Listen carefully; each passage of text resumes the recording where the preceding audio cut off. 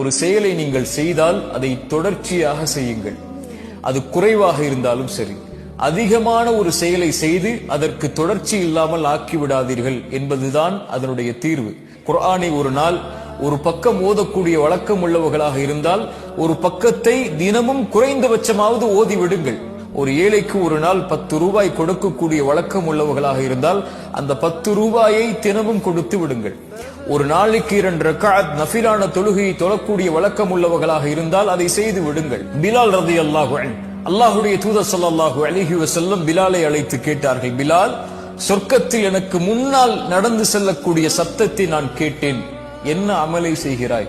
பிலால் ரலியல்லாஹு அன்ஹு சொன்னார்கள், யா ரசூலுல்லாஹ், உது செய்தால் 2 ரக்அத் தொழுது கொள்வேன். அல்லாஹு அக்பர். அவர்களுடைய அந்த செயல் அல்லாஹ்வுடைய தூதருக்கு முன்னால் நடக்கக்கூடிய பாக்கியத்தை அவர்களுக்கு பெற்று தந்தது. சுப்ஹானல்லாஹ். இது போன்று நம்முடைய வாழ்வில் எத்தனையோ செயல்பாடுகள் இருக்கலாம். அந்த செயல்பாடுகளில் நாம் தொடர்ச்சியாக ஒன்றை செய்தால் குறைவாக இருந்தாலும் அல்லாஹ் அதை நேசிக்கிறான். இன்று எப்படி நம்முடைய வாழ்வாகிவிட்டது தெரியுமா? ரமதான் வந்தால்தான் செயல்பாடுகளையே துவங்குவோம். தொழுகையா? ரமதான் வந்தால்தான். குர்ஆன் ஓதுதலா? ரமதான் வந்தால்தான். அல்லாஹ்வை திக்ர் செய்தலா? ரமதான் வந்தால்தான். இரவு வணக்கமா?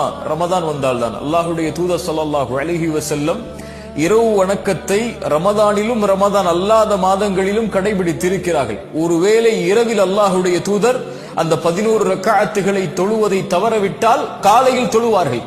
ஒரு நாள் தவறவிட்டால் அல்லாஹ்வுடைய தூதர் ஒருபோதும் விட்டதில்லை.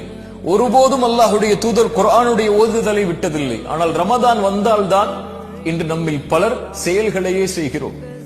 சஹாபாக்களும் அல்லாஹ்வுடைய தூதருடைய வாழ்வும் அப்படி அல்ல. அவர்கள் தொடர்ச்சியாக செய்வார்கள், ரமதானில் அதிகப்படுத்துவார்கள். ஏன்?